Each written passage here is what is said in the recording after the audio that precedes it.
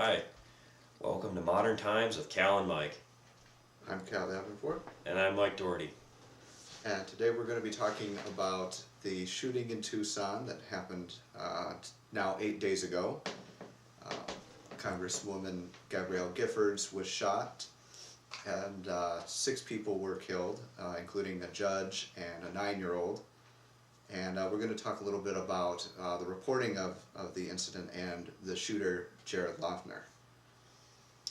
I'm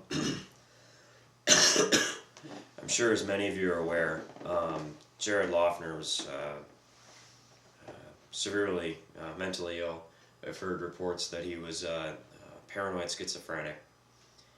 I'm not going to really get into that, but the biggest thing that we really want to cover in regards to Loughner is that I guess the biggest point we want to hit is that this really is a tragedy, and Loughner's political leanings weren't really hard to explain, other than that they just really didn't fit the mold of the left or the right. He was kind of in his own little world as far as his political views. He posted videos up on YouTube, many of which the ideas expressed just didn't make any sense. Completely incoherent. Yeah, he talked about things about the Mayan 2012 calendar. I know people are interested in that now, but he talked more about government mind control. And what was most confusing to me, at least, I'm not sure about Cal, but I was really confused about the grammar issues he had. He thought that the government was controlling us through our use of grammar. He advocated, as far as we can understand, and again, his the posts are rambling on his videos, but something about making up a new grammar for yourself, making up a new currency, stuff like that, just crazy stuff that I've never even heard before. He talked about, like, I think for each person it was like an individual currency. Yeah, something, and an individual grammar for everybody too. It was, I don't know, really strange. Yeah, it was. They showed videos of him. He posted videos of himself apparently burning the U.S. flag and everything, and he actually had a video that which he posted some of his favorite books, and I mean, they're all kinds of classics that you've heard of, and other not so classic ones. Some of them have political leanings. Animal Farm, Brave New World, Fahrenheit 451, To Kill a Mockingbird, We the Living, the Communist Manifesto, Mein Kampf. It's quite a combination there. Republic. I mean, pretty much you could get pretty much anything out of those. But I mean, like if you take something like Animal Farm, which is George Orwell's satire of the Russian Revolution, or We the Living, written by Ayn Rand, who's one of the biggest anti-communists of all time, you could see him on being very anti-communist, but then on the other hand, he's got the Communist Manifesto in there. So he's just, I mean, he's everywhere on the political map. I mean, who knows what he gets out of the Republic, or I mean, where does Mein Kampf fall into all that? Exactly. I mean, and Alice in Wonderland, I don't know where that is politically. Yeah, so Hitler's in Alice in Wonderland, right? Yeah. Jumping around and dancing. Never mind. I'm sorry. That was totally off topic. Anyway, so he has no coherent ideology that we can figure. Yeah, I mean, and I'm sorry, my voice is really bad. I'm recovering from a cold, so I'll apologize if you can't hear me. But the show must go on. Yeah, I'm trying to talk as loud as I can here.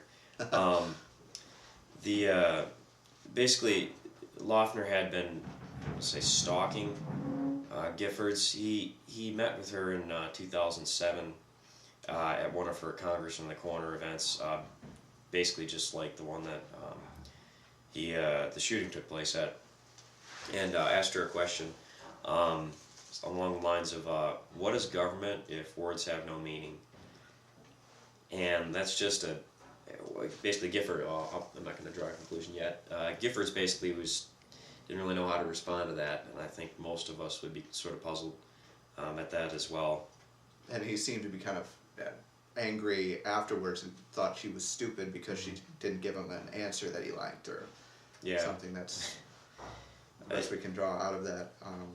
The interesting thing about this is that he seemed to become interested in her back in 2007, and a lot of the reporting initially had it that this was inspired by rhetoric from the Tea Party or Sarah Palin, both of whom were not on the scene until at least a year after that in 2008. So it doesn't seem like any obsession with her began with them.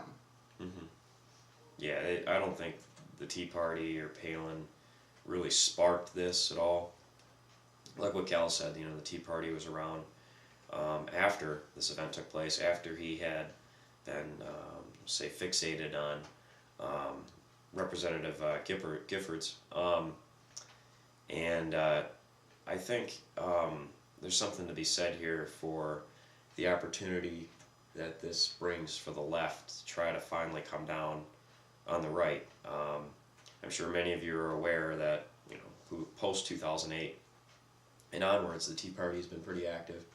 And the Tea Party is generally aligned with right-leaning people. I mean, I'm sure there's a few Democrats thrown in there, it's basically just a bunch of disgruntled people getting together, but that's beyond the scope of what we're discussing here. Basically, the left have they've been taking a beating from the Tea Party, and the left has been looking for a way to really jab back at the right. They needed something big, and so they jumped at the first opportunity to try to pin this on the Tea Party, to pin this on Palin. And specifically what they tried to pin it on was Palin she has a political action committee that she organized following the 2008 election in the run-up basically to the congressional elections in 2010. And she had a map of specific candidates that she thought were vulnerable to candidates that agreed with her. And so she put up whatever you want to call them, bullseye, crosshairs, target symbols over the districts, and put this map up on the website for the Political Action Committee.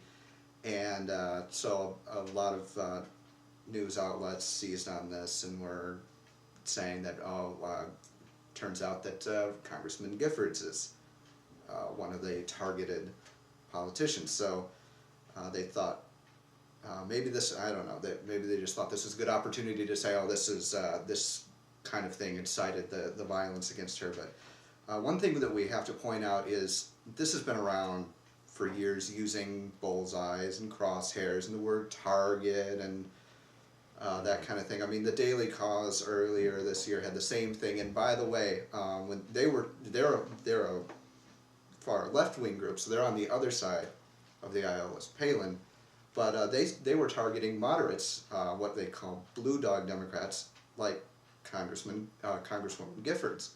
And so she was on a list on their website of targeted candidates too. And they did specifically use the word target and said that there was a bullseye on these candidates that they highlighted. And the Democratic Congressional Campaign Committee, they had the same type of map on their website too. And even when Sean Hannity was interviewing Democrat strategist Bob Beckel on his TV show, Beckel said, I invented targeting with two other guys in the early 70s. It's a state of art in politics. We call it targeting. And so, I mean, it's been around on either side. You could say, they all use it. Either side could have incited violence by that standard, but we believe it was, that's just, everybody uses that type of rhetoric, and nobody means anything else by it other than that they're a political target to be defeated in an election. So we found that the reporting on this to be a little bit lopsided and biased from the beginning. Oh yeah. Especially since they were jumping on it before knowing his political ideology, which we still don't really know because it's kind of incoherent. But yeah, I don't think his political ideology fits really with any major political party. But so that's pretty much what we had to say at that, about that. But there's some other there are some other issues surrounding this coming out of this that we're going to deal with here in a minute, and we're going to have to take a break here for YouTube time constraints, but we'll get part 2 rolling for you in just a minute here.